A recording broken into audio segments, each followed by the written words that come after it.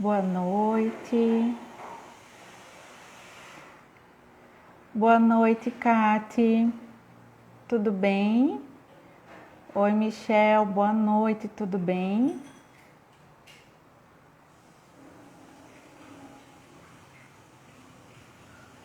Boa noite, dias de estudo.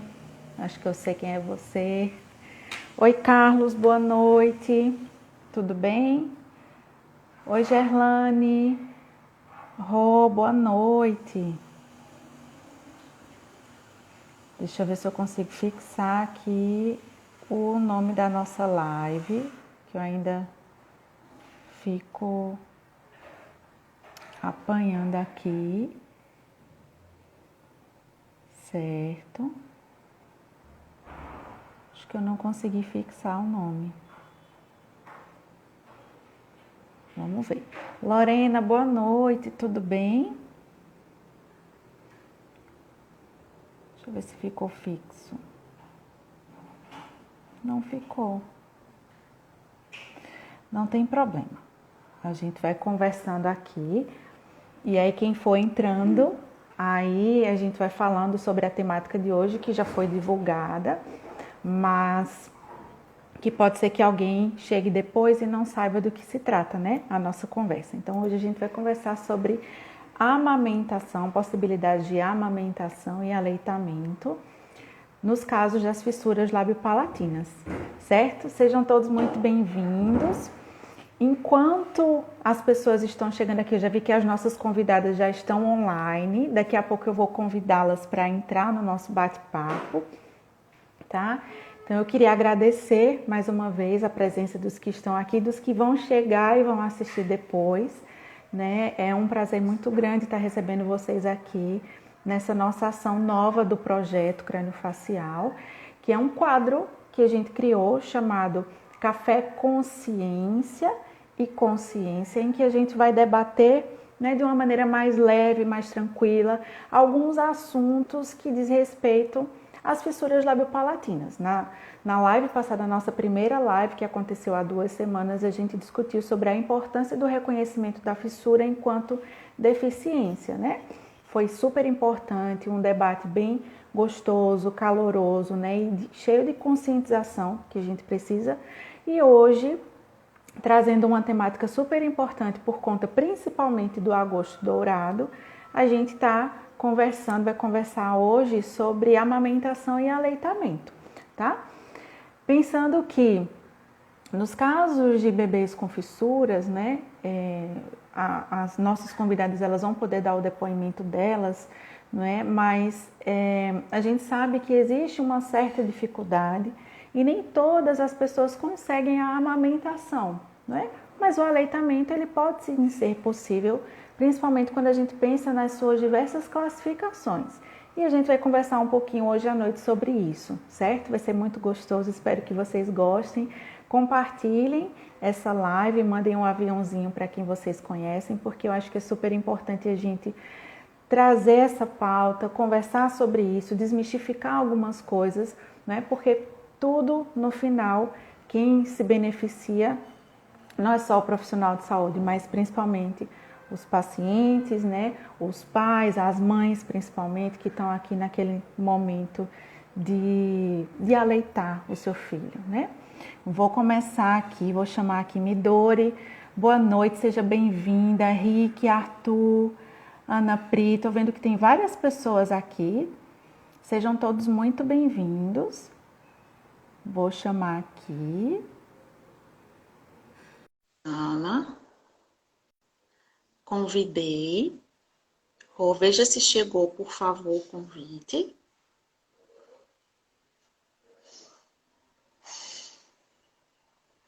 E vou convidar Micheline. Boa noite.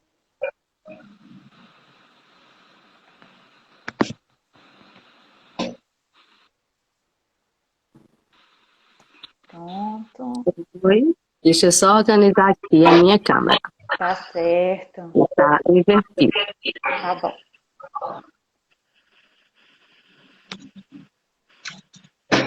Pronto, agora, boa noite. Seja muito bem-vinda. Que Muito felicidade. obrigada. Alegria minha de estar com vocês. Ai, deixa eu só ver se eu consigo colocar a Micheline na sala novamente, para a gente começar de fato e eu fazer as apresentações. Pronto, Micheline, acabei de enviar um novo convite.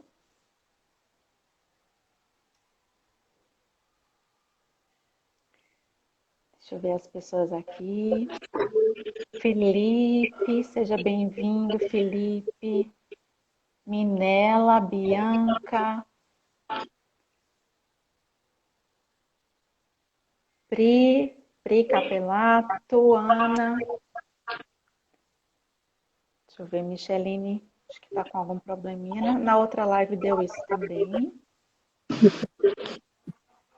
Não. Mas vamos ver. Não. Não? Ah, chegou. Bora. Pronto, agora. Boa noite, seja bem-vinda também. Que Boa noite. felicidade. Bom, então já que estamos as três aqui, vou começar as apresentações, certo? Então, eu gostaria de começar apresentando a doutora Rosana Prado de Oliveira. Ela é especialista em disfagia pelo Conselho Federal de Fonoaudiologia, mestre e doutora em Ciências da Reabilitação pelo Hospital de Reabilitação de Anomalias Craniofaciais da Universidade de São Paulo, o HRAC USP. Tem experiência na área de alimentação e disfagia pediátrica, né? Avaliação e tratamento da disfunção velofaríngea. A doutora Rosana é fonoaudióloga do HRAC desde 1993. Atua na equipe de disfagia, é preceptora da residência em saúde, multiprofissional em saúde, síndromes e anomalias craniofaciais. E também é pesquisadora dos grupos de estudo que envolvem principalmente a sequência de Robin, e a integralidade nos cuidados em saúde. Seja muito bem-vinda, eu estou muito feliz de ter você aqui. Muito É uma obrigada. honra. Muito obrigada. Eu que agradeço. Estou muito feliz de estar aqui.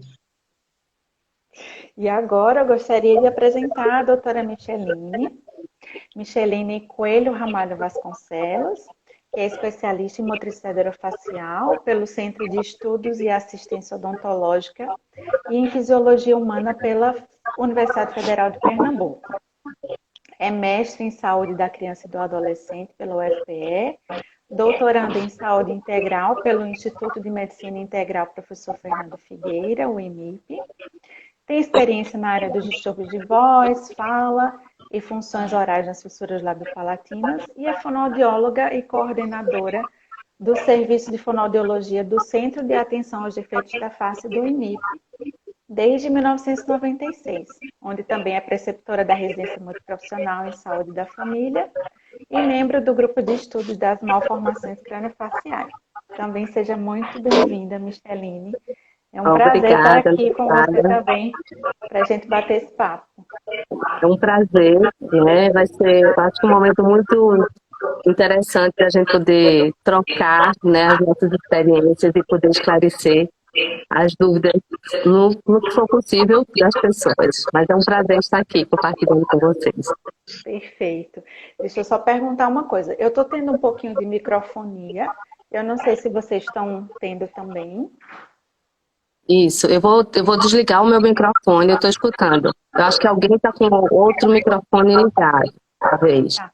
Mas eu vou desligar o meu microfone enquanto você está falando. Aí só abro na hora que eu for responder, tá? Tá. Eu Ou então, desligo se tiver um também. fonezinho, se tiverem um fone, acho que agora foi. Pronto. Então, gente, eu não sou a melhor pessoa, mas elas sim, para falar das instituições em que elas trabalham. Eu trouxe aqui até um resuminho para falar para vocês da importância dessas duas instituições. O HRAC, né, que hoje é referência nacional e internacional, né, teve um reconhecimento recentemente da Smile Train como um centro de liderança em fissuras labiopalatinas, né, o centro do Brasil. E aí eu vou pedir para a doutora Rosana falar um pouquinho da instituição. E a outra instituição, que é o IMIP, o Instituto, hoje, né, Instituto de Medicina Integral Professor Fernando Figueira, que antigamente a gente conhecia como Instituto Materno Infantil, que é um centro também que tem muita importância no cenário nacional. Né? Ele foi o primeiro centro a receber o título de Hospital Amigo da Criança. E aí eu queria que Micheline também trouxesse um pouquinho da história do CADEF para a gente, para que a gente soubesse da importância desses dois centros. Temos outros, né? Mas como estamos falando com duas fonoaudiólogas dessas instituições, para que elas tragam um pouquinho para a gente. E aí as pessoas que forem assistindo depois e que estiverem aqui podem apreciar essa fala. Então, doutora Rosana, por favor, poderia falar um pouquinho lá do centrinho? O áudio, só precisa ligar o microfone. Pronto. Estão me ouvindo bem? Sim. Sim.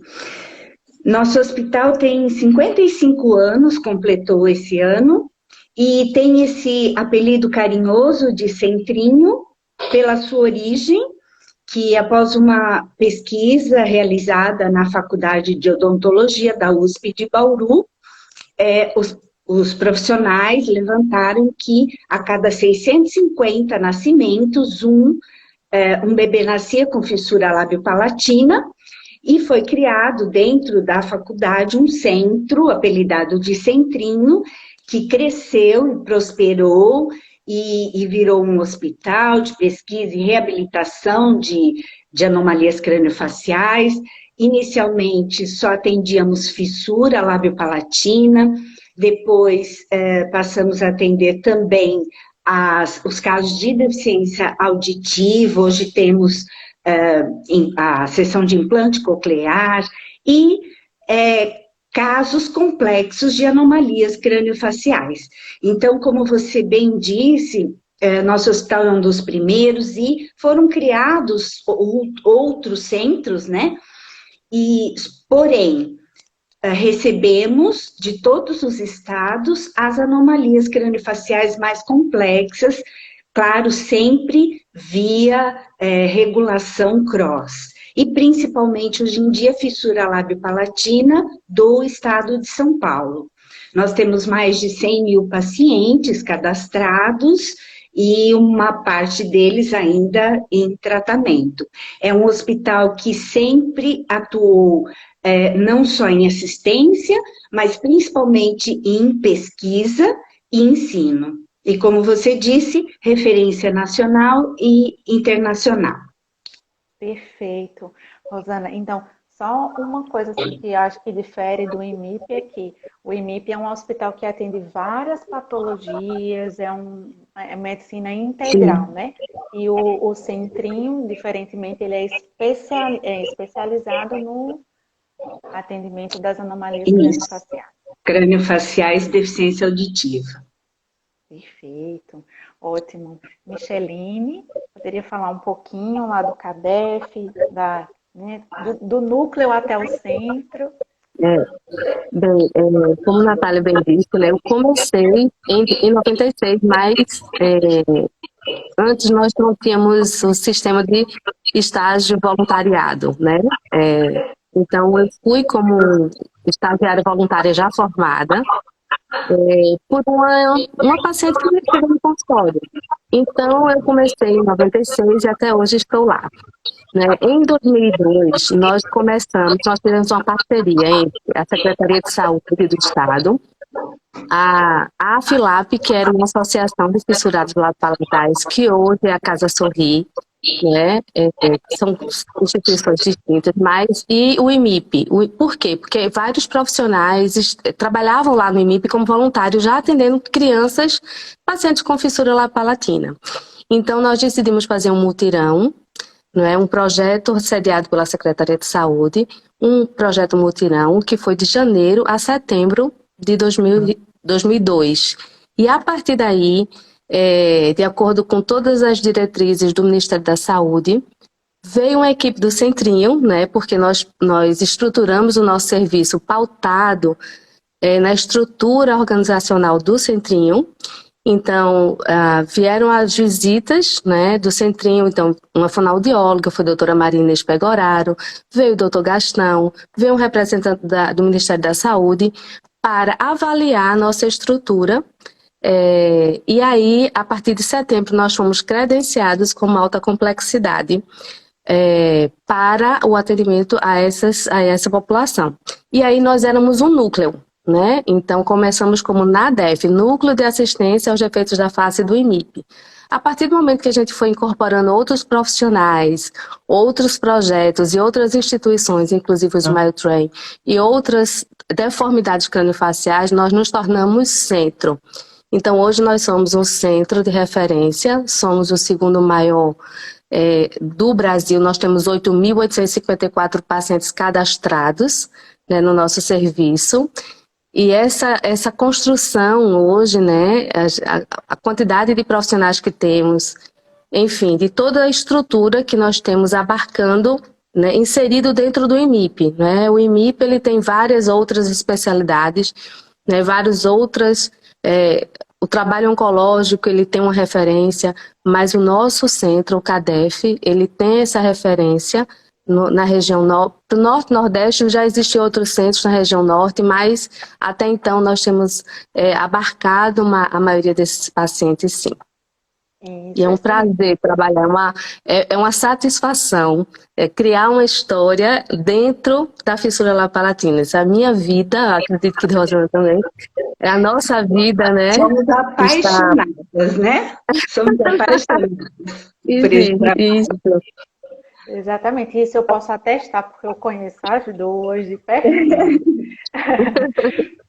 Exatamente. Então, só para completar aqui, só para reforçar, né? Então, o CADEF ele está localizado em Recife, mas não significa que atenda só a região de Recife, né? Não.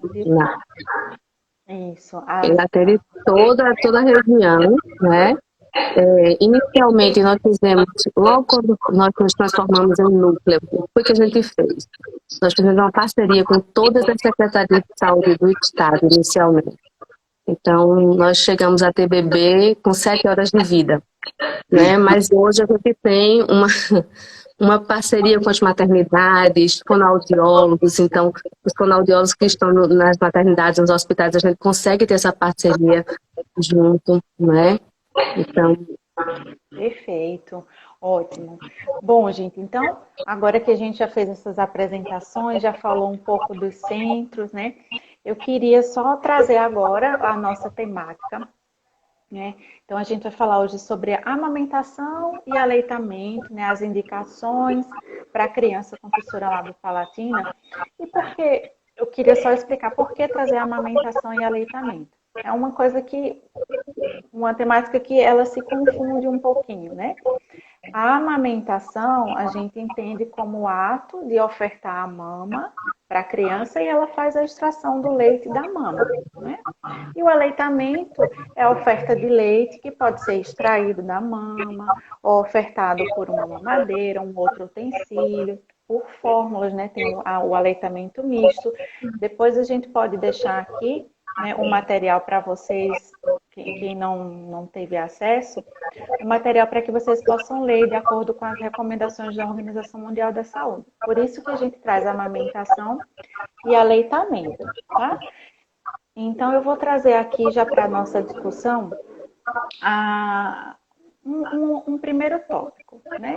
Que é assim, os tipos de fissura labiopalatina e as implicações para o processo de amamentação, no caso, de oferta do leite pelo peito, né? E para isso a gente precisa falar um pouquinho sobre o diagnóstico, e aí eu gostaria de ouvir um pouquinho de vocês, doutora Rosana, se quiser começar a falar sobre o assunto.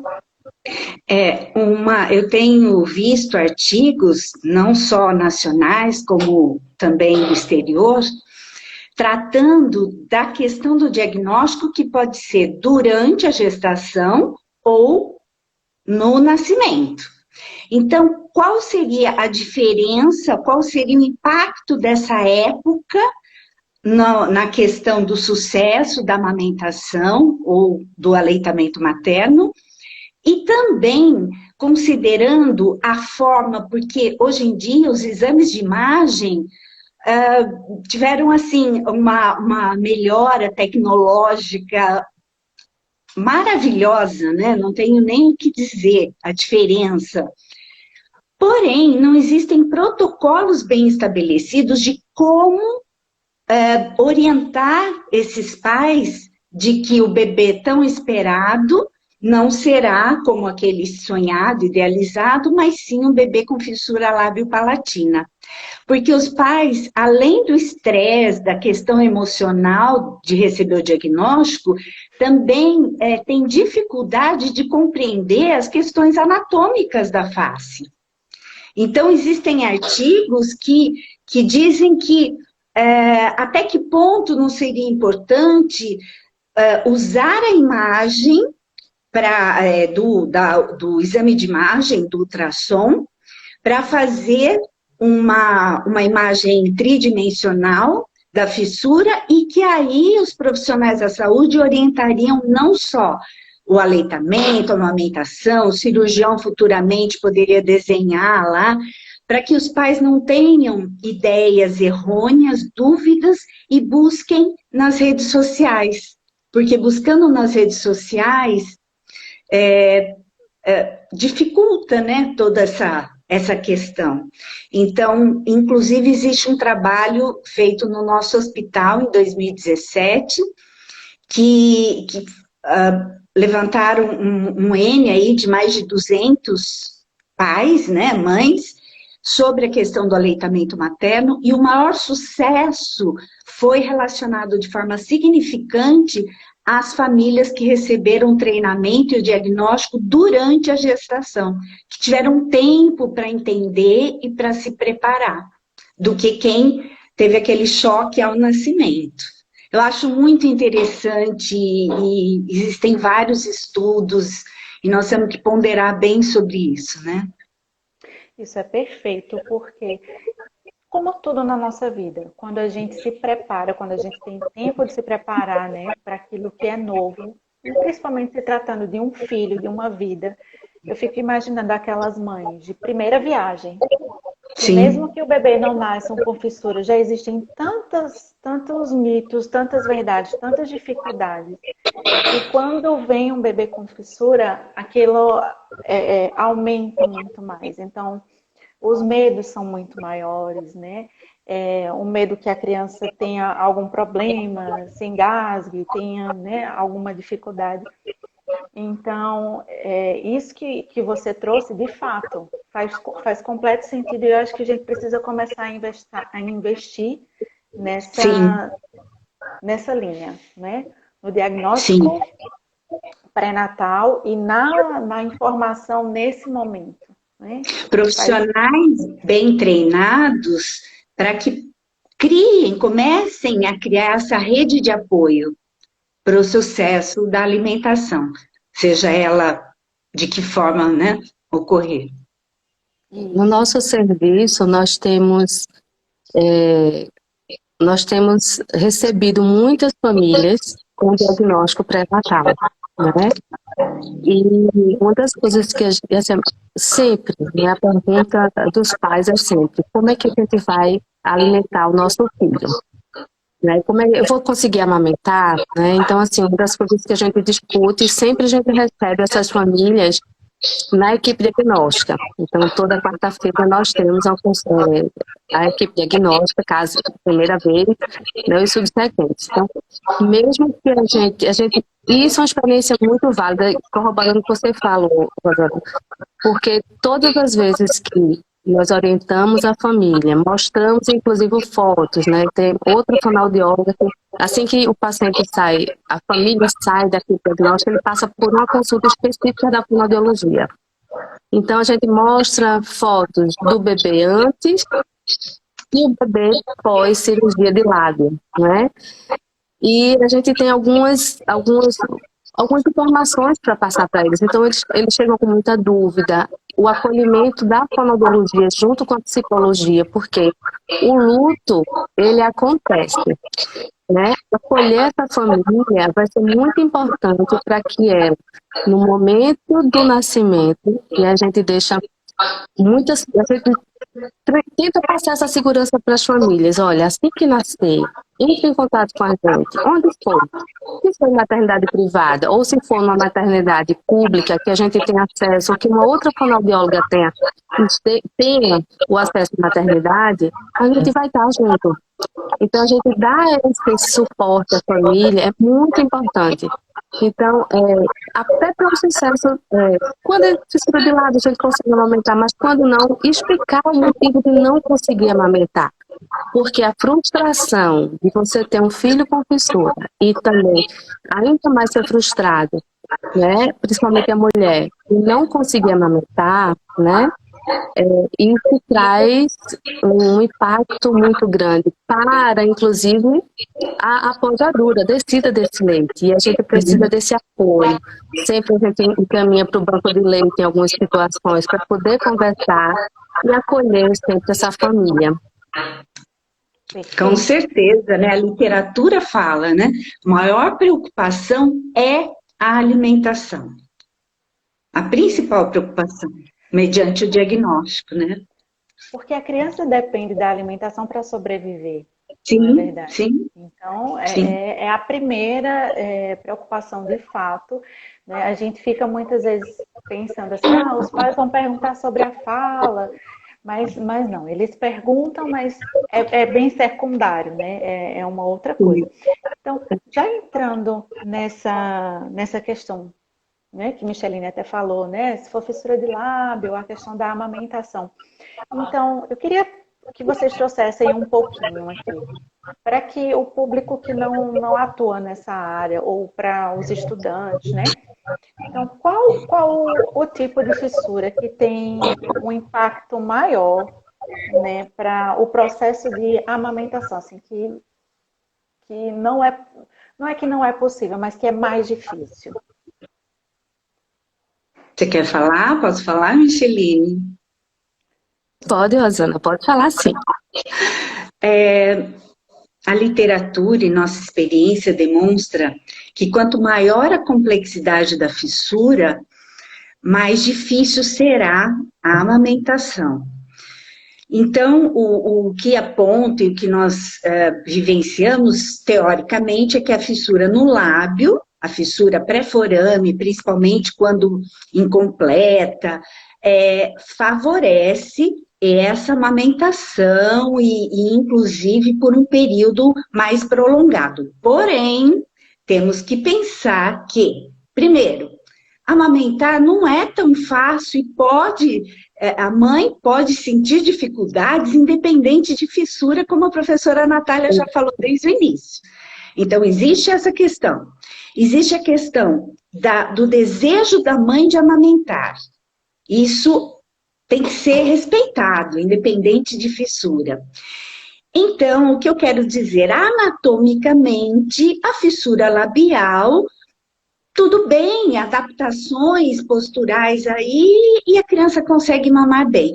Porém, nem sempre isso acontece por todas as questões aí emocionais, a forma com que foi dado o diagnóstico, etc, etc. E a fissura que traz mais dificuldades para a amamentação é a fissura palatina. Por quê? Porque o bebezinho extrai o leite, criando uma pressão negativa, quer dizer, o palato tem a função de separar a cavidade nasal, nasofaríngea, oral, orofaríngea. E a fissura de palato não permite isso. Então, para um bom prognóstico aí da alimentação, o bebezinho precisa de ajustes internos e também precisa dos ajustes externos. Teoricamente, resumindo, é a complexidade da fissura. Porém, cada caso, é diferente, e depois que a Micheline falar, em algum momento, eu acho que nós poderíamos comentar assim, a questão de levar ao peito, mesmo que não seja funcional. Perfeito. Isso. Isso.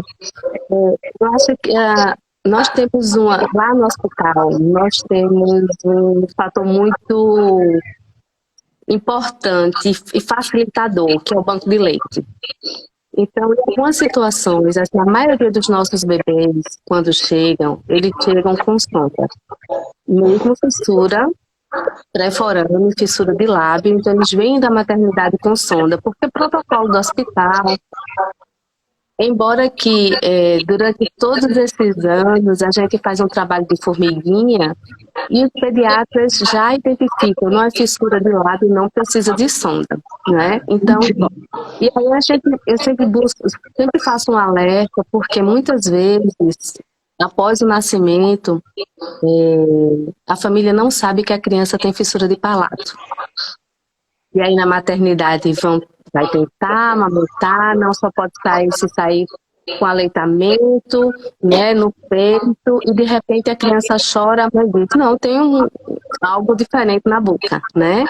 Então, em algumas experiências, né, nós temos esses relatos das famílias, e que muitas vezes o impacto maior é do diagnóstico. Muitas vezes essas mulheres elas não recebem o diagnóstico pré-natal, elas recebem o diagnóstico da fissura na sala de parto, né? Então, na hora que ela está tendo o bebê, ela recebe a informação do pediatra, do neonatologista, que o filho dela nasceu com a fissura e que vai ser levado rápido.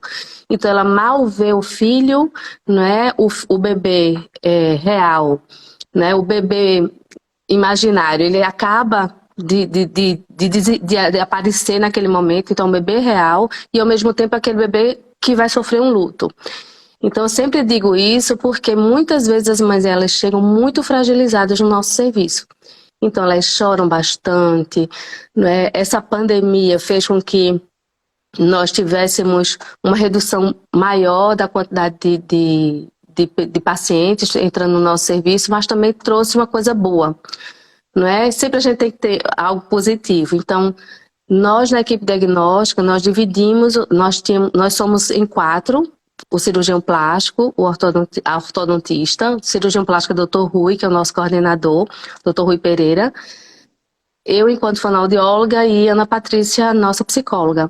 Então, na pandemia, nós nos dividimos. Então, ficou o Dr. Rui e a doutora Dione em uma sala, e a fono, eu e a Ana Patrícia, a psicóloga, ficamos em outra sala. Então, nesse momento que estávamos a fono e a psicóloga, nós tivemos uma vivência fantástica, porque era o momento que a mãe, não só a mãe, mas a família conseguia relaxar um pouco e falar das suas necessidades, né? Das suas dúvidas, das suas aflições, das angústias.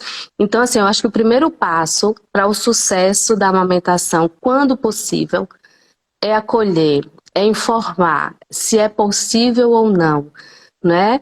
E o aleitamento, esse contato, né? Mesmo que você faça alimentação por via oral, mas colocar peito e estímulo para ter essa relação mãe-bebê, para a gente construir essa dia de mãe-bebê, é fantástico. Eu sou fã número 1. Acho que todos nós somos fãs número 1 do aleitamento, mas quando possível, né? Mas buscar esse manhês, essa relação mãe-bebê, que assim, a amamentação é só um ponto.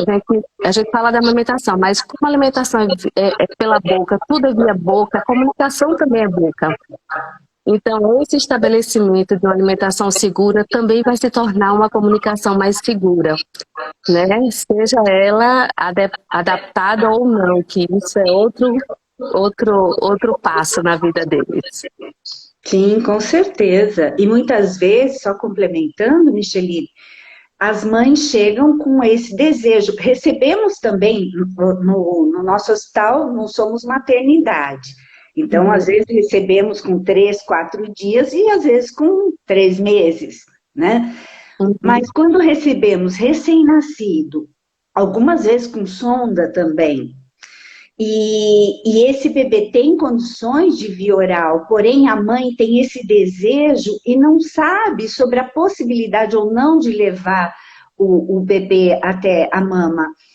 E muitas vezes, pela complexidade da fissura, você já sabe que essa mamada não será funcional. Eu não vou fazer o bebê ficar estressado, ter um gasto energético, perder peso. Mas esses 5 minutos, 3 minutos, 2 minutos de colocá-lo na mama, da mãe sentir o bebê tentando sugar, fazendo estímulo. Claro que existem técnicas, né? A mama não pode estar cheia, tem que gotejar na boca do bebê. Então, mas aí vai desse desejo de ela estar confortável e do bebê também. Nós temos que ter toda essa visão, né, ampliada. Eu acho que quem trabalha, principalmente com bebê, é visão ampliada, é trabalhar com a família, é esse vínculo que você falou, né? Tem que cortar, professora Natália, porque senão, olha, nós temos muito de falar. Às vezes a gente dá o telefone, né?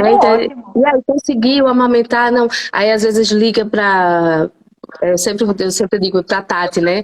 Então, Tati sempre, olha, ela está conseguindo amamentar. Não, mas não conseguiu. Então, vamos ver o que é que a gente pode fazer. Vem aqui no ambulatório. Então, hoje nós temos no ambulatório 2 fonoaudiólogas que atendem mais os bebês do que os outros para reabilitação.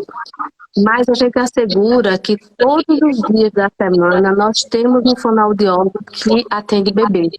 Então, a gente assegura essa assistência. Manhã ou tarde, a gente sempre vai ter um fonoaudiólogo para chegou um bebê ou essa mãe está com dúvida, vem, não tem problema, a gente está aqui. Né? Então, a gente sempre faz essa dinâmica lá no nosso serviço. Sim. Excelente discussão, assim, eu fico só ouvindo e não me importo, porque, assim, é muito rico, tô vendo que as pessoas estão comentando aqui, perfeita colocação, né, Midori, eu vi que Midori também mandou um coraçãozinho aqui, e é isso que a gente encontra, né, e é isso que a gente precisa ter, essa sensibilidade. E isso entra numa questão assim que eu nem coloquei aqui, mas da necessidade de levar um olhar diferenciado, de levar não sei se treinamento ou uma atualização das equipes de maternidades, né? Porque as maternidades em geral, elas não estão preparadas, né, para receber bebê com fissura. E não é que eles colocam a sonda por maldade. Não, eles estão pensando justamente numa forma de proteger aquela criança, mas não tem ainda aquele feeling, aquela sensibilidade. Eu acho que a gente precisa trabalhar em cima disso também, para poder evitar sofrimentos, né, da criança, da família, né, enfim. Bom, então, agora eu já vou entrar no outro tópico aqui. Então, com relação ao aleitamento, né? Nisso a gente inclui a amamentação quando possível, mas no aleitamento nas suas diversas formas. Quando que esse aleitamento é indicado? Vocês falaram, né, da complexidade da fissura, quanto mais complexa, né, pior né, no caso, para se conseguir uma amamentação mais eficaz, funcional, né? E no caso do aleitamento, quais as variáveis que vocês consideram para poder indicar, olha, nesse caso, a amamentação sozinha, ela não vai trazer benefícios para a criança, porque a criança vai perder peso, né? Não está sendo funcional, está deglutindo mais ar. Então, o que é que vocês consideram para indicar um complemento para a amamentação? Quer começar agora, Micheline? Eu vou começar. No nosso lá, o que é que a gente faz, né? Quando o bebê ele chega e a gente tenta viabilizar só o aleitamento, mas tentando orientar a mãe na ordenha, na quantidade de leite. Então, esse bebê ele vai ser acompanhado 2 a 3 vezes por semana, para que a gente possa observar como é que está esse fluxo de leite, junto com a enfermagem. Então, nós fazemos atendimento em conjunto, a fonoaudiologia com a enfermagem. Quando o bebê ele chega com sonda e a gente consegue retirar a sonda, então a gente faz a avaliação de via oral. ele conseguiu tomar de via oral no copinho, não há possibilidade de ser exclusivo seio materno, né? Então a gente faz a orientação de ordenha e já no copinho ou numa mamadeira, se a gente perceber que essa mãe, ela não tem a segurança de oferecer o leite no copinho, ou a gente indica uma mamadeira de colher, quando ela não tem segurança, a gente vai indicar a mamadeira, mas para uma transição para o copinho ou mamadeira de colher. Mas, ao mesmo tempo, essa mãe vai ser acompanhada uma vez por semana na enfermagem para a gente observar esse ganho de peso. O que é que acontece com as famílias? Muitas vezes a condição socioeconômica ela não é acessível à compra do leite. Então, a enfermagem, ela entra em contato. Junto, a gente faz uma ação, fono, enfermagem e assistente social. O serviço social, junto com a enfermagem, elabora um documento solicitando ao município que compre um leite para garantir a nutrição daquela criança.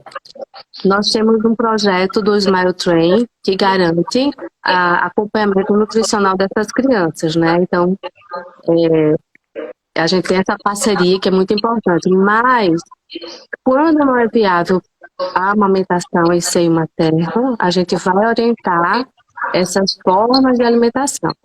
Quando a mãe não tem segurança para oferecer a quantidade de leite no copo, para não promover uma broncoaspiração, então a gente vai orientar a chuquinha e depois, gradativamente, para a preparação cirúrgica, a gente passa a transição de copo ou mamadeira de colher. Nós usamos muito a mamadeira de colher no nosso serviço. Que é aquela mamadeira dosadora, não é? Dosadora. Colher dosadora, né? Isso. Uhum. Então, a nossa realidade é diferente. O bebê que está bem, que está mamando só no peito, que é fissura labial, ele nem chega muitas vezes para a fonoaudiologia na minha área de alimentação, disfagia, porque realmente, como você falou, nós trabalhamos em equipe. A alimentação é equipe. É da fono, é da nutrição, da enfermagem, do médico pediatra, intensivista, né? E vários profissionais. Psicologia, todos são importantíssimos, né? Para um sucesso da alimentação. Então, principalmente, eu atendo os bebês com fissura lábio-palatino, com fissura palatina. Quando é possível o aleitamento materno? A partir de uma avaliação para ver se essa alimentação é ou não funcional. Em geral, quando a fissura é de palato, é ampla, não é exclusivo. E aí nós temos a seguinte conduta. Se eu sei que não será exclusivo, em geral, nós já passamos para um bico, que aí me perguntam qual bico. O bico tem que ser macio, e com bico que eu falo é da mamadeira ou chuquinha, tá? Macio e com furo que promova o gotejamento. Porque esse bebê, a partir dos ajustes internos, logo após o nascimento, e do meio ambiente, do auxílio do meio ambiente, esse bebê vai logo se adaptar a extrair esse leite, seja da mama ou do bico da mamadeira, de uma forma como se fosse um amassamento, utilizando rebordo alveolar, língua, né? E não com a pressão aérea negativa. Pois bem, quando eu tenho uma obstrução, por exemplo, tipo uma atresia de Coana, não vou fugir da fissura, mas esse bebê ele não mama porque ele tem uma obstrução mecânica puramente, que faz a cirurgia, e em uma semana essa mamãe sai com o bebê mamando exclusivamente no peito, quando é só essa questão da atresia de Coanas. No caso da fissura não é bem assim. E enquanto fonoaudióloga, nós também nos preocupamos, o primeiro cuidado para prevenir problemas de fala, qual é? ter saúde, ter peso, ter condições nutricionais para realizar cirurgias, inclusive a de lábio, na época preconizada, porque eu realizando a de lábio me dá condições de começar a promover prevenções com relação à fissura de palato e operar por volta de 1 ano. E um estudo nosso de mais de 20 anos, que é o Projeto Flórida, e também outros estudos demonstram que a porcentagem de desnutrição e de não cirurgia na época preconizada com bebês com fissura ainda é mais alta. Então, isso é preocupante, por isso que a Micheline falou desse trabalho maravilhoso da Smile Train, e estamos todos unidos para que isso não aconteça, para que esses bebês operem em condições. Então, por isso, professora Natália, pensando em aleitamento, cabe ao fonoaudiólogo mostrar a importância da alimentação como um todo, seja ela por sondas, que em geral não acontece, na fissura isolada não tem por que acontecer, mas seja ela pela colher dosadora, pelo copinho, né? Agora, usamos também, Micheline, em alguns casos que tem o prognóstico de ficar só nesse aleitamento, como esse outro que eu citei, de obstrução mecânica, o copinho, como vocês, com uma técnica bem utilizada, não jorrando, mas o copinho, né, deixando a criança tirar com a linha. Às vezes as mães, elas dão um verdadeiro show, porque assim, a gente oferece a possibilidade, né? A gente instrumentaliza as mães, né? Mas elas fazem as suas adaptações. Então, assim, quando a gente oferece a possibilidade do utensílio, seja ele qual for, mas a posição que ela coloca, eu sempre digo assim, eu dizia assim, antes de ter meus filhos, eu dizia assim, mãe, você vai ter que amamentar. Dizia para as mães, né, dos bebês com fissura. Quando eu tive minha primeira filha, eu tive um problema na amamentação. E aí eu disse, não, agora a gente não precisa passar por isso, né?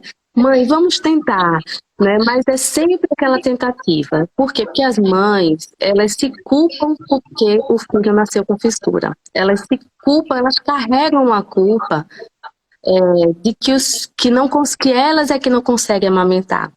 E que, na verdade, a gente tem que reverter esse sentido. Ela não é culpada, né?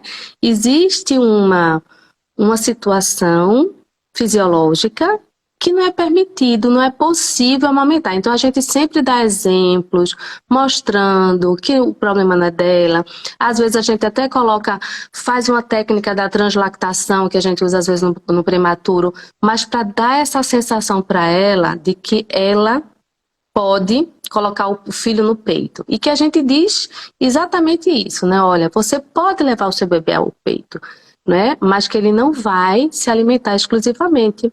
Né? Então, assim, isso acho que é o principal fator que leva ao sucesso da alimentação no bebê. Seja aleitamento exclusivo, seja a amamentação exclusiva, ou seja o aleitamento exclusivo ou de fórmulas, né, complementada. Isso.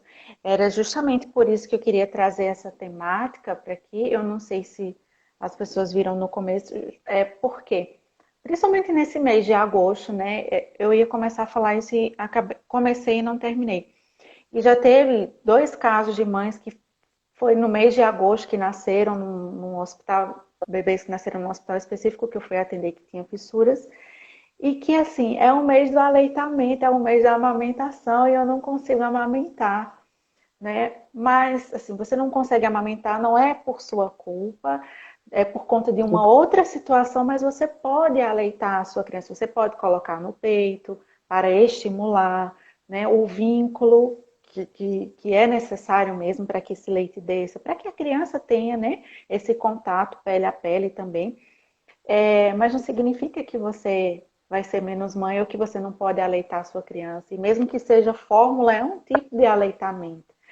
Então, era uma coisa que eu queria trazer, assim, porque nesse mês de agosto, não, jamais serei contra, não posso, né, ser contra a amamentação e aleitamento, só que eu acho que a gente precisa trabalhar isso com essas mães, especificamente, porque muitas vezes elas não se sentem representadas nesse mês. E a gente falar que pode, que tem outras formas, que não é só a amamentação, não é só o peito, isso é preciso, né, na minha opinião.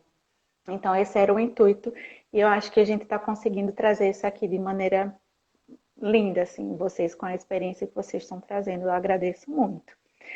Bom, eu vou passar para o próximo tópico aqui, que na verdade vocês já falaram, mas quais os métodos, né, os utensílios mais utilizados no CADEF e no HRAC, porque eu vivi a realidade dos dois, né, tanto da mamadeira de colher quanto da mamadeira de bico, e vocês trouxeram aqui. Vocês querem trazer algo mais? Ou é isso? É basicamente isso, né? Pronto. E com relação às técnicas fonoaudiológicas facilitadoras da alimentação. Porque tem o utensílio, tem as técnicas, né? E vocês poderiam falar um pouquinho sobre o que seriam essas técnicas? Comece agora você. Agora você viu que dupla, né? Eu tô amando, gente. É importante que a mãe entenda, não só a mãe, os profissionais da saúde, que o bebê com fissura palatina, principalmente, ele deglute mais ar. E deglutindo ar, ele tem a sensação de barriguinha cheia. Só que não está cheia de leite, está cheia de ar. E dá um desconforto. Então, tudo isso é uma questão assim de orientação de como posicionar o bico sobre a língua, como evitar a coluna de ar. Eu estou falando já de mamadeira, mas se for no peito, como facilitar a pega, quais são as posturas possíveis e as melhores posturas para a mamãe, para o bebê. A importância desse bebê estar organizado de forma global, simétrica, com apoio na planta dos pés, de uma forma confortável. E é isso, o que mais? Complementa aí, me ajuda aí, Micheline. Então, evitar a coluna de tempo, né? O bico, tempo de mamada. Eu acho que assim, e é principalmente o que você falou, né? Assim, eu acho que é a posição do bebê, sempre centralizar essa cabeça, esse tronco, né? Procurar deixar sempre a 90 graus, você vai oferecer com o utensílio que for, mas de buscar se for na mamadeira, que a mamadeira, o bico ele esteja cheio de leite, que não deixe, né, que o ar não entre, para que esse bebê não degluta a quantidade de ar. Em relação ao aleitamento em seio materno, eu acho que assim, quando o bebê ele consegue mamar, vai depender muito. Assim, a gente tem algumas experiências que são isoladas, né? Na minha vida, eu tive um bebê que hoje ele tem 13 anos, que fala perfeitamente, é lindo, mas eu peguei ele na maternidade, não sou tão assim, né? Mas eu peguei na maternidade pública, onde eu era professora de uma universidade, e que a pediatra disse, olha, nasceu um bebê com fissura bilateral, é muito grande, e a mãe está aqui querendo amamentar. Eu fui inicialmente pensando, bilateral ele não vai conseguir mamar, né? Como é que eu vou dizer isso à mãe? Aí, mãe, deixa eu ver. A mãe, assim, tinha um mamilo protruso, grosso. Quando ela colocou o bebê no peito, foi uma coisa tão fantástica, foi um momento tão fantástico que o bebê mamou, ele conseguiu amamentar, ela conseguiu amamentar 3 meses exclusivo. Mas isso é um caso, né? Mas assim, quando a gente viabiliza esse aleitamento e a gente consegue ter essa segurança de que ele ganha peso, e que a gente consegue que aos 3 meses, de 3 a 6 meses ele faça a cirurgia, né, que essa via, assim, acho que a maior preocupação da gente enquanto fonoaudiólogo a boca é a porta de entrada para tudo. Se eu tenho um trauma nessa boca, né, pelo uso prolongado da sonda, pela dificuldade de acesso a essa boca, muitas vezes o bebê é irritadiço, ele tem o refluxo gastroesofágico, então todo esse conhecimento, todo esse conjunto, e que a boca é essa via de entrada, mas também a via de comunicação de saída, eu sempre gosto de dizer isso. Então, essa alimentação ela tem que ser segura, mas tem que ser prazerosa, né, para o bebê. Tem que ser prazeroso para o bebê se alimentar. Né? Então, a postura, se eu ofereço a posição de cavalinho, posição invertida no peito, isso vai ser a mãe que vai se adaptar ou não. Se não, vamos tentar de outra forma, mas esse bebê mais centralizado. Se é só fissura isolada, se for sindrômico, aí é outro caminho, né? Isso que eu ia falar, Micheline, é uma coisa que nós falamos bem no começo das nossas palestras, aulas, que estamos tratando de fissura labiopalatina isolada.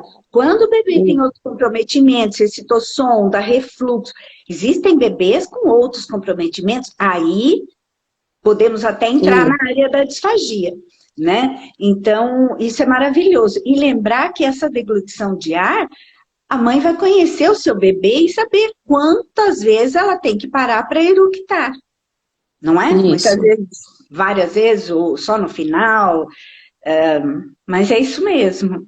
E a mama não tão cheia, né, Micheline? Não tão cheia, né? Fazer a massagem.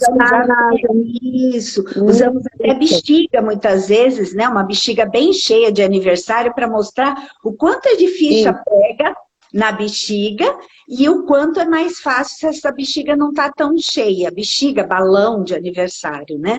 Isso como material educacional, né? Perfeito. Isso. Muito bom. Isso. A gente nem usa a bexiga. Boa ideia. Boa ideia. Tá vendo?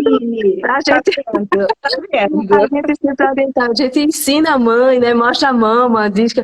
Mas a bexiga é boa ideia. Vamos usar isso na nossa... Na nossa prática. Né?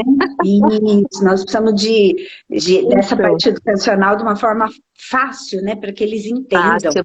Não existe muito medo, muito medo. O refluxo mesmo, eles acham que é engasgo, que pode entrar para o cérebro, sei lá, né?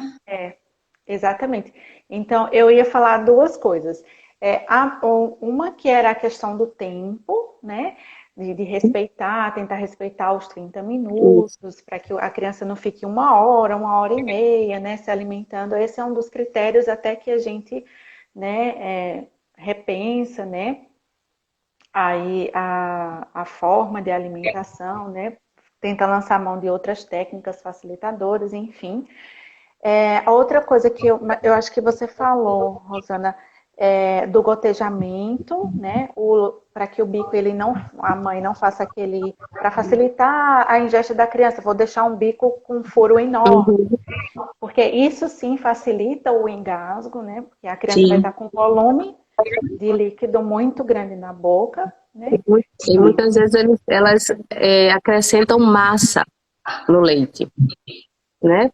Porque elas abrem um furo da mamadeira e não dão leite a forma adequada e misturam a massa. Então a criança ela não está nutrida, ela está gordinha, né? Gordinha, mas ela não está nutrida, né? Quando a gente vai fazer lá a avaliação do exame de sangue, a hemoglobina lá embaixo. Então, para a gente é ruim, né? Por isso que é importante esse acompanhamento nutricional da criança, né? Principalmente junto com o pediatra e toda a equipe. E no mercado existem, porque hoje em dia a tendência é o bico de silicone, é difícil encontrar os bicos de látex. Então, no mercado existem furos tamanho G, tamanho M, tamanho G, ou então furo para líquidos engrossados. Tem como os pais já adquirirem um furo adequado para a fissura labiopalatina, quando envolver a fissura palatina, né? E essa questão do tempo é muito importante, só que lembrando que a pausa para eructar, eu não conto esse tempo. Então, o que o bebê não pode é mamar mais de 30 minutos eu brinco que vira uma academia, o bebê gasta muita energia, né? Eu dou esse exemplo para as mães. Não dá, alguma coisa está errada e nós precisamos intervir. Isso. E vocês viram aqui que a gente em momento algum falou em bico especial para fissura, né? Não. Existem ainda algumas pessoas que acreditam que só consegue mamar, só consegue aleitar se for com um bico daquele tamanho, porque vai vedar a fissura. Então, assim, a experiência, né, nossa, principalmente delas que estão ali vivendo diariamente, mostra que não necessariamente precisa. Na verdade, vocês nem usam, né? Bicos especiais. Não, porque não é funcional. E, infelizmente, algumas maternidades só concordam com a alta ou com a transferência a partir do momento que os pais adquirem esse bico, que é caro, é difícil de comprar, tem que ser via internet, pelo menos aqui no interior de São Paulo. E aí nem consegue adentrar na cavidade oral da criança, o tamanho do bico tão grande. E se você imaginar, não vai fazer a função de velofaringe, não vai ter o fechamento velofaríngeo. Ou seja, lembrando, bico macio, existem silicones bem macios e furo que promova o gotejamento. Aí, se é bojudo, se não é, se é uma chuquinha, aí cabe ao fonoaudiólogo ajudar também essa equipe na escolha. Isso. Nas maternidades privadas, muitas vezes eles não querem dar alta ao bebê com sonda para que a gente possa fazer o acompanhamento ou particular ou no ambulatório do nosso serviço. Então, muitas vezes a gente introduz a mamadeira ainda no hospital para que esse bebê saia da sonda, porque ele não precisa da sonda. Mas é protocolo da maternidade só sair com alimentação por via oral, então a gente introduz a mamadeira. Ou quando a gente consegue fazer a mamadeira de colher, muitas vezes eles não querem que a gente introduza outro tipo, então a gente introduz a chuca, o bebê saiu da maternidade, vai para o ambulatório, ou vai para o acompanhamento fonoaudiológico, e aí a gente vai fazendo essa transição tranquilamente. Então, assim, desmistificar esse termo de que tem que ser um bico especial, não. O utensílio que a criança se adaptar melhor vai ser aquele que a gente vai utilizar, né? E a família também, né? Tem todas essas questões. Perfeito, ótimo. Deixe-me ver aqui uma outra coisa. Tem dois tópicos aqui. O que a gente tem visto hoje, né? Não só hoje, né? No decorrer do tempo, agora voltado para as questões de pesquisas, né? Vocês acham que a gente tratar, agora falando dos termos, aleitamento e amamentação, tratar como de uma forma só, isso pode causar dúvidas com relação aos resultados das pesquisas, porque tem algumas que falam assim, que foi possível a amamentação exclusiva, e aí, na verdade, a criança estava com a mamadeira. Ou então, não, o aleitamento materno, e aí a criança, né? Então, para a gente discutir isso um pouquinho, porque aqui temos estudantes, temos profissionais, né? Temos pesquisadores, para a gente tentar, assim como temos tentado trazer um termo único para as fissuras, né? Universal, mas com relação a isso também. E até para as orientações ficarem mais tranquilas para essas mães, né? Quando a gente fala o termo mais adequado. Queria um pouquinho da opinião de vocês quanto a isso. Se vocês eu acho que quanto mais padronizarmos termos, e inclusive na metodologia das pesquisas, na publicação de artigos, deixar muito bem claro, né? Usou-se esse termo para o aleitamento o aleitamento exclusivo, e aí descrever exatamente o que foi usado, porque senão fica muito difícil. Revisões, fica muito difícil. Primeiro porque muitos centros não têm o número que nós temos aqui, né? Que vocês têm em Recife, que nós temos aqui. Então, muitos centros acabam tratando de pacientes sindrômicos, pacientes com outras anomalias, fissuras isoladas, ou seja, o resultado não pode ser confiável. E também essa questão, nós nunca entendemos exatamente se foi o leite ordenhado, como é que foi oferecido. Então, seguir uma norma, né, a Organização Mundial da Saúde, seguir as normas vigentes e, mesmo assim, deixar claro nos trabalhos, nos artigos, na metodologia, que o termo foi usado neste sentido. Só assim, eu acho que nós teremos trabalhos assim que realmente nos darão uma base, né? Como é que estamos, né? Em termos porque ninguém pode duvidar da importância do leite materno, não é nada disso, mas o como esse leite está sendo oferecido para esse bebê é importante. Perfeito. O que eu acho, sabe, Rosana, assim, eu acho que está eu acho que esse nosso encontro, ele foi muito importante. Aqui eu vou fazer uma proposta, né? Eu acho que a gente tem que criar protocolos, como o Brasil Cleft. O Brasil Cleft, a gente tem um protocolo de avaliação de fala, pautado na literatura. Por que não a gente montar um protocolo para os bebês em relação ao aleitamento, né? A amamentação, quais os utensílios, né? E a gente poder fazer pesquisa multicêntrica. Por quê? Porque às vezes a gente, padronizando o protocolo, todos os serviços podem utilizar. Todas as fonoaudiólogas, mesmo que não estejam vinculadas ao serviço, elas podem utilizar. O protocolo do teste da linguinha foi assim, não é? O protocolo de motricidade. Então, assim, existem, eu acho que cabe a gente, talvez, em outro momento, eu estou terminando o doutorado, então tem que dar um tempo. Né?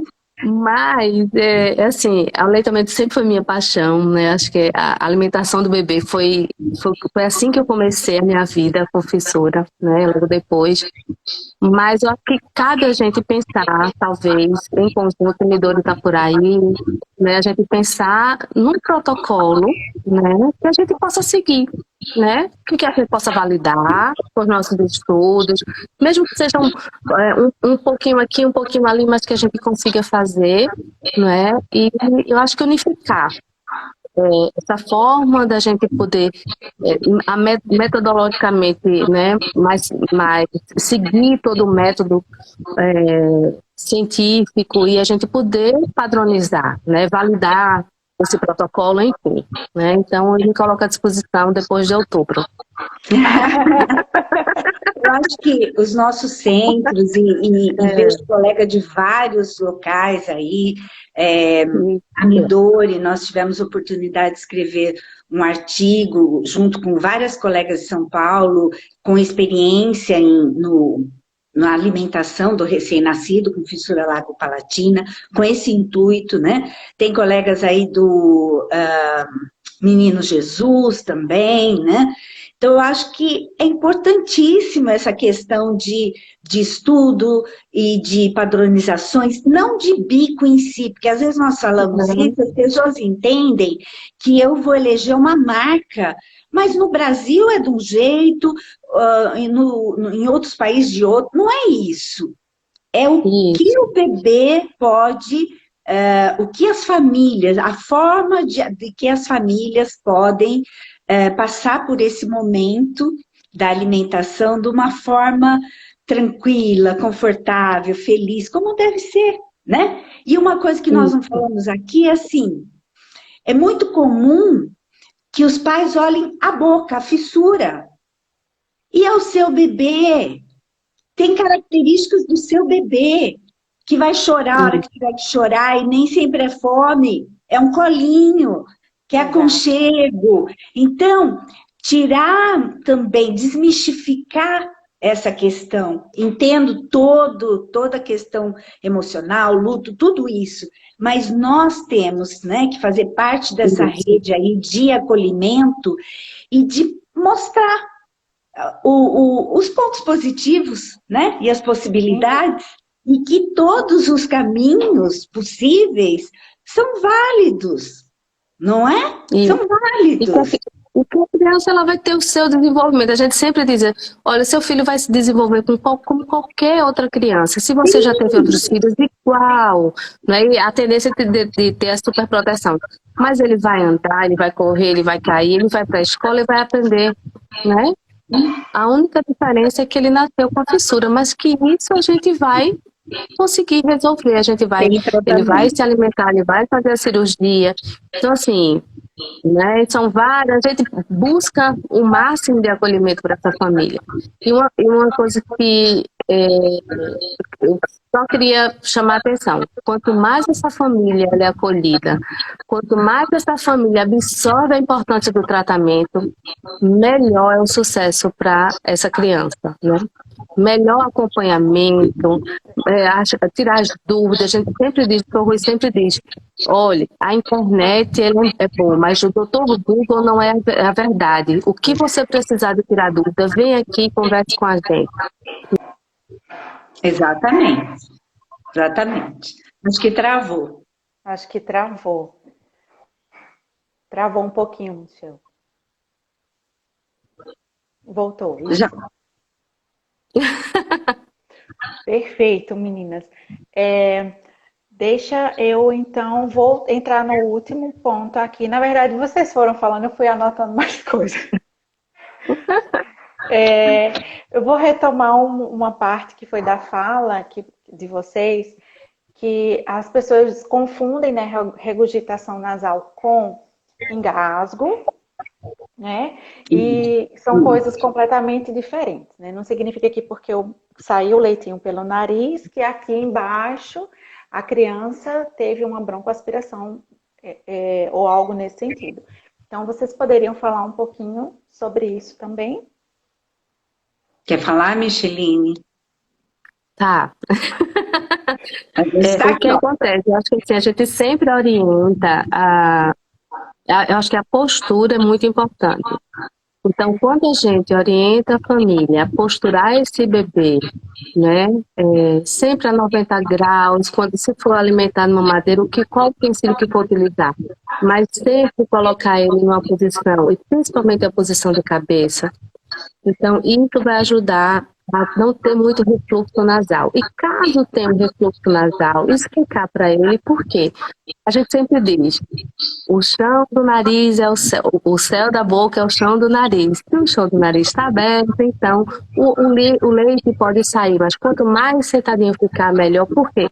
Não só pelo refluxo nasal, mas também pelas otites. Né? As otites de repetição. Então, quanto mais centralizado esse bebê ficar, mais mesializado ele estiver no braço da mãe, melhor. Postura 90 graus para se alimentar, porque a tuba auditiva ela é muito mesializada no bebê, então a incidência de otite, isso pode acontecer numa posição mais verticalizada desse bebê. Então a gente sempre procura orientar, não só orientar em relação ao refluxo nasal, né? Porque pode acontecer, e se caso acontecer o bebê não vai se engasgar, mas também cuidado com a tuba auditiva, né? Por conta das otites. É uma coisa que a gente não eu acho que passar uma segurança, né, Micheline, de que pode acontecer, isso é normal, não é um engasgo, porque tem pais que realmente ficam em dúvida em termos, é o que nós tratamos no início lá, da dificuldade dos pais em compreenderem as questões anatômicas e para onde que está indo esse leite, por que está saindo. E fazendo um gancho aqui, aproveitando, eu sei que nós estamos tratando de aleitamento, amamentação, mas o quanto é importante prevenir essa família de que também pode acontecer o refluxo nasal no início da alimentação complementar e que é tranquilo, que não é engasgo e que a tendência é que isso melhore, mas que pode sim sair um arroz, um macarrão pelo nariz, um pedacinho, né? Esse trabalho é fundamental para um sucesso na alimentação complementar, para que os pais não fiquem com medo e liquidifiquem essa alimentação até a palatoplastia. Isso é ruim. Isso. Né? E que bom que você falou da prevenção das questões auditivas, né? Que nós trabalhamos, enquanto fonoaudiólogas, trabalhamos com alimentação, porém, já visando prevenção da função auditiva, né? De alterações na função auditiva, bem como em termos de fala e linguagem. Tá ótimo. Isso, quando a gente trabalha com a pessoa com fissura, não tem separação diária da fonoaudiologia, né? A gente tem que ver, eu sempre digo assim, a gente tem que ver o bebê, o paciente como um todo, ele é um todo, e que a gente termine estudando todas as áreas, né? Mesmo que eu não seja especialista em áudio, mas eu preciso ter um cuidado de orientação do cuidado auditivo para a família, porque abarca todas essas estruturas, não é? E independente das especialidades, quando a gente trabalha com criança que tem uma malformação craniofacial, a gente está envolvendo o todo. Ele tem uma história, a família tem uma história, né? Então, assim, dar essa visibilidade aos alunos, né? Poder oferecer essa dinâmica, essa experiência é muito importante. Então, os residentes, quando chegam lá, a gente sempre diz, olha, aqui você vai ver alguns bebês só com fissura, mas também com outras anomalias. Então, procure sempre fazer aquela carinha de paisagem. Às vezes a gente são malformações que nos chocam, mas a gente está ali para acolher. Mesmo que depois a gente saia, se repasse emocionalmente, porque o impacto é grande, mas a gente está ali para acolher. Então essa é a nossa função enquanto fonoaudiólogo, enquanto profissional que cuida da comunicação humana, não é? Muito bem. Inclusive eu vou até abrir um comentário aqui, que eu acredito muito, obviamente não é de agora, que fissura labiopalatina, anomalia craniofacial, era para ser uma área à parte. Porque a gente não aprende, quando a gente estuda, por exemplo, motricidade orofacial ou disfagia, né, ou né, a questão audiológica, né, como qualquer uma outra pessoa. Né? Então, são tratamentos diferentes, o diagnóstico tem que ser diferencial. Então, eu acho que até, quem sabe, um dia a gente não tem uma especialidade somente nessa área, né? É isso. Exatamente. Bom, meninas, a última coisa era para falar que eu coloquei aspectos psicossociais, mas eu acho que a gente debateu bem aqui, né? Da questão da amamentação, aleitamento, tipo de fissura e condição e possibilidade das nutrizes, que foi o que a gente falou. Então, respeitar a vontade, respeitar o desejo, respeitar as possibilidades dela, não forçar, né? Não cabe a gente, enquanto profissional, forçar uma situação que não é possível. E pensar que tem momentos e tem situações que vai ser possível a amamentação, né? Dependendo do tipo de fissura e até mesmo da situação que a criança está, como a Micheline mesmo trouxe. Tinha uma criança com fissura bilateral, transforame bilateral, que foi possível, né? Então, ter o olhar diferenciado, não chegar, né, já também fechado, mas avaliar o todo. E aí era isso que eu queria falar. Eu acho que a gente conseguiu falar bem. E por último, né, mais ou menos importante, queria falar que no ano que vem a gente vai ter o Congresso Brasileiro de Fissuras em Recife. Olha! Guarda a data, agosto. Agosto de 2023. Que bom! Quando tiver algo mais concreto, mais fechadinho aí, eu vou pedir para a Micheline vir aqui com o Dr. Rui para falar um pouquinho mais. De 17 a 19 de agosto, mas nós estamos preparando com muito carinho, né? Nós vamos fazer 23 anos, né, de história, e isso vai ser um marco no nosso serviço, né, que é muito importante. E a partir daí nós vamos organizar todos os editais para os trabalhos, né, com apresentação oral, pôster, aguardem. Muito Mandamos notícias. perfeito. Que É, bom. Queria muito, gente, mais uma vez agradecer. Foi muito gostoso estar aqui com vocês. E Foi. como eu já imaginava, né? Uma conversa mais tranquila, em que a gente pôde debater um assunto tão importante, que aí foi puxando para outras questões também. E que a gente não pode parar por aqui, né? Isso tem que ir além, como a doutora Rosana trouxe aqui logo no começo, a importância do diagnóstico ainda pré-natal, para que a gente consiga fazer as orientações adequadas antes dessa criança nascer, preparar os pais, preparar a família, né, para que esse impacto não seja tão grande, e que as possibilidades, né, de alimentação e de outras coisas, do processo de tratamento, ele seja mais tranquilo. Então, é um papel que a gente tem e que a gente precisa lutar para poder, olha, Tati, para poder isso aí a gente disseminar, né? Esse conhecimento é uma coisa que é super importante. Né? Pensar em todas essas questões que foram discutidas, né? Lembrar que existem centros que trabalham de maneiras diferentes, que dão outras possibilidades, como aqui a gente trouxe o centrinho, que traz a mamadeira, o CADEF, que traz a mamadeira de colher a mamadeira dosadora, né? Mas que nenhum deles fala sobre a possibilidade de a gente ter que colocar um bico específico, né? E forçar aqueles pais e aquela criança a uma situação que vai ficar mais difícil. Então, enfim, só um resumo, né, de tudo aquilo que a gente viu. Atenção com posturas, né, com a saúde auditiva da criança, para que ela tenha uma vida mais tranquila, pensando que o processo de reabilitação ele é longo, né? Então, o quanto a gente puder minimizar sofrimentos e essas condutas, né, mais inadequadas ou pouco adequadas, para que a gente possa melhorar a qualidade de vida deles, né?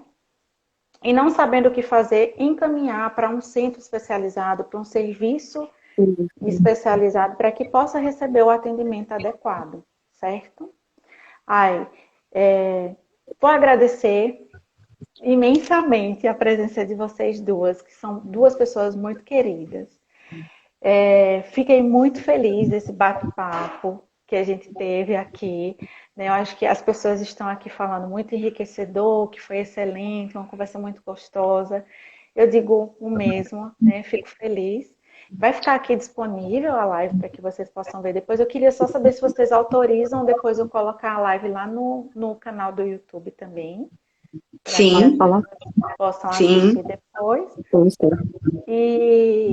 Queria desejar uma boa noite, uma excelente noite a quem está aqui, a vocês, agradecer por tudo, pela generosidade em estar aqui compartilhando um pouquinho do conhecimento imenso que vocês têm conosco.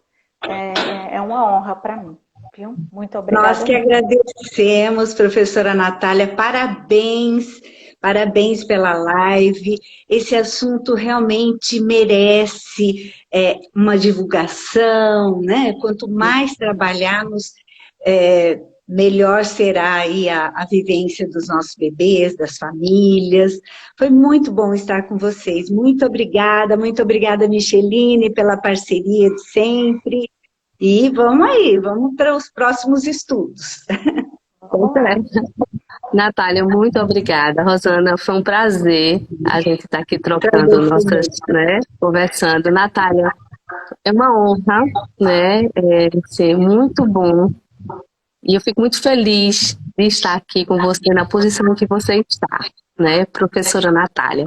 Então, assim, eu fico muito feliz por esse momento e que a gente possa sempre estar junto, né? Sempre estar junto. Foi muito bom e que a gente possa seguir em frente em prol dos nossos pacientes, em prol do tratamento das pessoas com fissura palatina, né?